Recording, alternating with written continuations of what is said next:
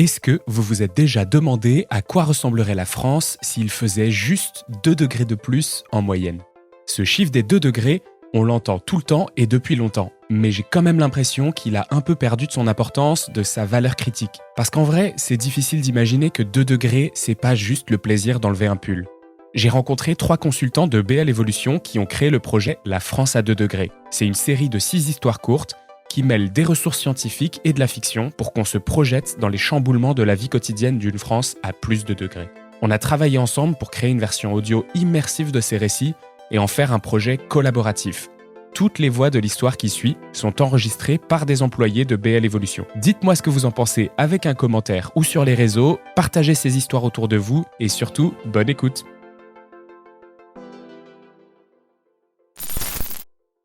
Aujourd'hui, le temps est magnifique. Un bon week-end qui s'annonce, se dit Charlie. Elle aurait pu faire une bonne grasse matinée, mais elle a décidé de se lever tôt pour profiter du beau temps et de la neige. Lorsqu'elle ouvre sa porte d'entrée, un vent frais soulève ses mèches de cheveux. Elle ne se souvient pas de la dernière fois qu'il a neigé autant et aussi bas à 1000 mètres. Cela donne d'ailleurs pas mal de fils à retordre aux stations de montagne de la région, situées certes plus haut, mais qui ont été surprises, comme tout le monde. Charlie s'étire, fourbu. La semaine a été chargée, avec pas mal de problèmes non résolus à la station de montagne Valençonnette, pour laquelle elle travaille en tant que chargée de préservation de la ressource en eau. Mais la jeune femme n'a pas envie d'y penser. Ce soir, elle accueille ses grands-parents qui viennent de Normandie. Il reste quelques jours pour profiter de leur petite fille, mais surtout de la neige qui tient depuis le début de la semaine et qui devrait encore tenir quelques jours. Elle sort de chez elle et décide d'aller à la terrasse, un café-restaurant ouvert toute l'année où l'une de ses amies travaille. Elle ira ensuite faire quelques courses pour le repas du soir. Une fois habillée chaudement, elle embarque sur son vélo électrique et traverse son village et le tout nouvel écoquartier. Tout ça, c'est depuis que notre village a été classé dans le top 10 des meilleurs endroits où il fait bon vivre. Pas étonnant. Partout ailleurs, il fait trop chaud, surtout plus bas. Arrivée au café, elle s'installe à l'extérieur pour profiter du soleil. Elle ferme les yeux et laisse les rayons réchauffer son visage. Elle reconnaît les pas de son amie qui s'approche sur la terrasse en bois. Salut Mia, comment ça va ? Très bien, et toi ? Pas trop dur la semaine ? M'en parle pas. La montagne est remplie de touristes. C'est l'enfer à gérer. Je comprends pas que la station d'Hiver Bonheur continue à communiquer sur la neige. C'est pas si surprenant. Ils ont les dernières remontées mécaniques de la région. Faut bien qu'ils en profitent. Oui, mais c'est fou qu'il y ait autant de monde malgré le prix du forfait. Ils l'ont multiplié par quoi ? 2, 3 ? Vu la baisse de la fréquentation et l'augmentation des coûts de l'énergie. Bon, du coup, je te sers quoi ? Un chocolat chaud, s'il te plaît. D'accord. Par contre, je te préviens, le lait ne vient pas d'ici. Comment ça, c'est pas le lait de Gigi ? Non, son troupeau a pris un sacré coup cet été. Il a perdu les 3/4 de ses bêtes malgré les conseils de Xena. Il arrive au bout de ses stocks de lait. J'espère que ça va aller pour Gigi. Tiens, pourquoi Isidore m'appelle ? Allô, Charlie, ça va ? Dis-moi que t'es dispo, on a une énorme urgence. Qu'est-ce qui se passe ? Tout le village de la Haute se retrouve sans eau. Quelque chose a dû péter dans les conduites d'eau. Je passe te chercher, on file à Hiver Bonheur. Mais quel rapport avec Hiver Bonheur ? Tu sais le raccordement qu'ils avaient installé au réseau d'eau potable l'année dernière ? Je pense qu'il a lâché à cause de l'afflux de touristes en station. Ils ont installé ça n'importe comment et ils ont tiré beaucoup trop d'eau, y compris pour la neige artificielle. Hein ? Et les 2 retenues collinaires ? À sec. Ils ont fait tourner les canons à neige tout le mois de décembre, jusqu'au flocon de ce début de semaine. Ils tirent sur leur quota eau équitable. Ça urge Charlie, non seulement la Haute n'a plus d'eau, mais en plus ce sont des centaines de litres d'eau potable qu'on bazarde. Il faut qu'on aille leur donner un coup de main. Ok, je suis à la terrasse. T'es avec ta camionnette ? Ouais, j'arrive. Tout juste Charlie a-t-elle le temps de boire son chocolat que déjà apparaît la camionnette d'Isidore au coin de la rue.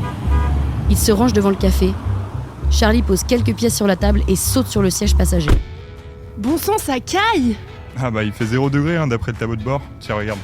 Ah oui, mais il t'arrive de mettre le chauffage dans ta voiture ? J'ai l'impression qu'il fait encore plus froid que dehors. Ah, c'est juste que t'as plus les rayons du soleil pour te réchauffer.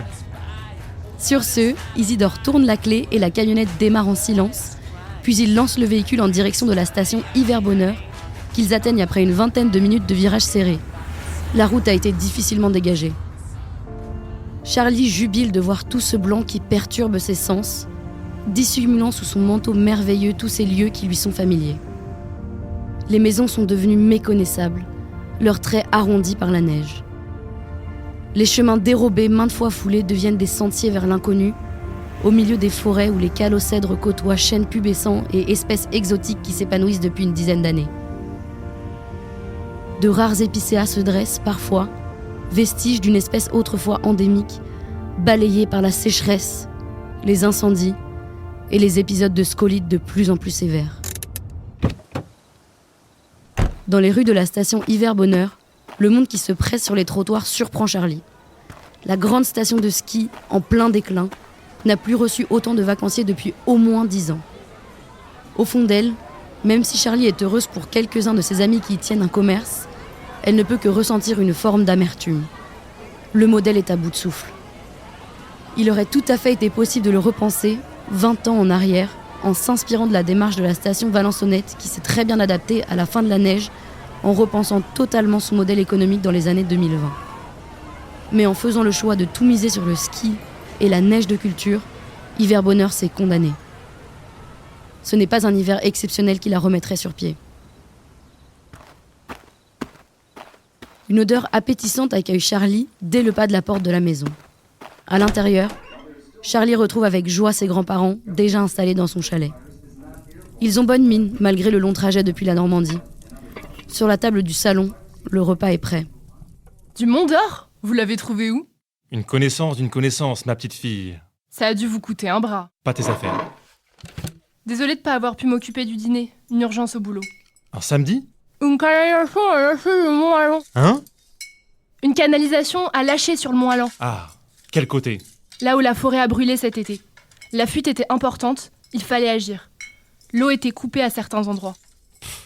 Avec tout ce qu'il est tombé, on ne devrait pas manquer d'eau. Détrompe-toi, j'ai lu ce matin qu'ils sont encore en arrêté de sécheresse ici, les pauvres. Le grand-père de Charlie désigne la fenêtre. Le ciel s'est voilé dans l'après-midi. On aperçoit derrière la vitre de légers flocons qui virevoltent dans la nuit.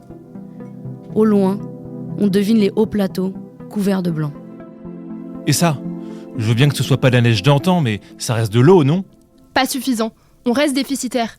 L'élevage, l'agriculture, l'industrie, le tourisme, tout le monde a besoin d'eau. Ils utilisent encore de l'eau pour les canons à neige à Hiver-Bonheur ? Ces derniers jours, non, mais ces derniers mois, oui, beaucoup. Heureusement qu'il était tombé assez de neige et qu'elle devrait tenir encore quelques temps, sinon, ça serait dramatique avec tous ces touristes venus skier. Bah, tant qu'on a de l'eau au robinet... Tiens, reprends des patates. C'est vrai qu'on n'a plus eu d'hiver, de vrai hiver depuis au moins 30 ans. Je me souviens quand on était gamin dans les années 80, on avait parfois du -20, -30 et 10 cm de neige en pleine. Un hiver exceptionnellement froid aujourd'hui, c'était un hiver doux il y a 50 ans. Elle se lance alors dans une de ses anecdotes favorites que toute la famille connaît déjà, mais que l'on apprécie entendre, à nouveau, en espérant découvrir un nouveau détail sur un récit familial bien connu. Quand j'étais plus jeune, j'étais monitrice de ski alpin à la station Valençonnette, une station familiale accrochée à flanc de colline à quelques kilomètres d'ici et où tu travailles désormais, ma petite Charlie.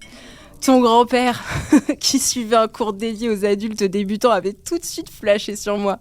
Et pour me revoir, il s'était inscrit au cours avancé le lendemain qui se déroulait sur piste noire. Et incapable de freiner, il avait fini sa première descente droit dans un sapin. J'ai dû l'accompagner jusqu'au pied de la piste, alors qu'il essayait de stopper le sang qui coulait de son nez avec ses moufles.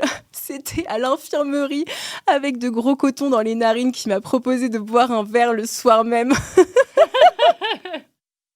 Ah, je me demande ce qu'il est devenu, ce sapin. Probablement remplacé par un Bornmuller ou un chêne. Un truc qui tient mieux la sécheresse, quoi. Un truc qui tient mieux une charge de ton grand-père, surtout. Les arbres tremblent encore quand on se promène sur les chemins du coin. Son grand-père ne prend pas la mouche et gratifie sa grand-mère d'un sourire ému, puis se lève pour aller chercher la tarte à la crème et aux noisettes qu'il a préparée. Combien de temps t'as été monitrice déjà ? Oh, j'ai fait une 30aine de saisons, jusqu'aux prémices de la reconversion de Valençonnette.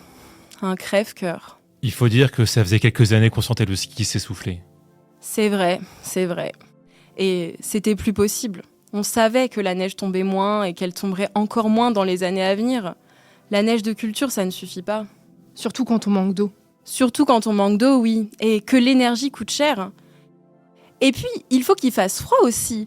Avant, on avait beaucoup de jours de gel, mais maintenant, c'est moins vrai.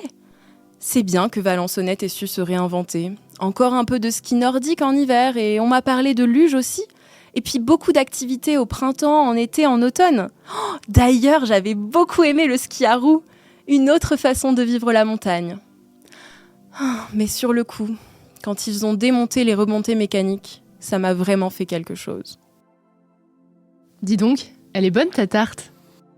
Comme ta grand-mère ne faisait plus de saison ici, on a décidé de déménager dans le Cotentin, pas loin de mon village natal. J'ai l'impression qu'il y fait même un peu plus frais qu'ici l'été. Tiens, passe-moi ton verre, je t'en sers un peu de vin ? Va dire ça à tous les citadins qui s'installent ici. On a les mêmes en Normandie. Et puis, est-ce qu'on peut les blâmer ? Ça vous manque pas la montagne ? Si, bien sûr, c'est pour ça qu'on vient de voir. Et t'avais jamais pensé à travailler pour une autre station, mamie ? Hiver Bonheur, par exemple ? Oh, tu sais, passer d'une petite station familiale à un gros complexe géré par des investisseurs privés, ça ne me disait trop rien. D'autant plus avec leur modèle neige à tout prix. Ils communiquent sur le tourisme 4 saisons, mais quand tu vois la quantité de neige de culture qu'ils produisent... Avec les restrictions d'eau à répétition de ces dernières années, ça grogne dans le coin. La station croule sous les dettes. Ils n'ont pas obtenu l'aide d'urgence climatique de l'État l'an passé, et c'est trop tard pour entamer un changement en profondeur. Ils vont droit dans le mur. Le pire, c'est que même quand il neige comme cette année, ça ne va pas. Ils ne sont plus capables d'accueillir autant de touristes. Tu ne peux pas recruter des saisonniers supplémentaires au dernier moment. Et si ça se trouve, c'est la dernière saison de la station. Elle aura tenu aussi longtemps que possible. La dernière station de ski de la région. Charlie songe douloureusement à ses quelques amis qui tiennent des commerces là-haut et qui risquent de couler avec la station. Dimanche matin, 8h. Après le petit déjeuner, Charlie décide d'aller se dégourdir les jambes. Son souffle s'élève doucement dans l'air froid. Le thermomètre de la terrasse affiche 3 degrés. Elle observe, non sans un certain plaisir, le paysage recouvert d'une fine couche blanche. Mais le silence confortable qu'apporte d'ordinaire la poudreuse se fissure déjà. Car autour d'elle, le chant de la pluie se fait entendre, et pourtant, il ne pleut pas.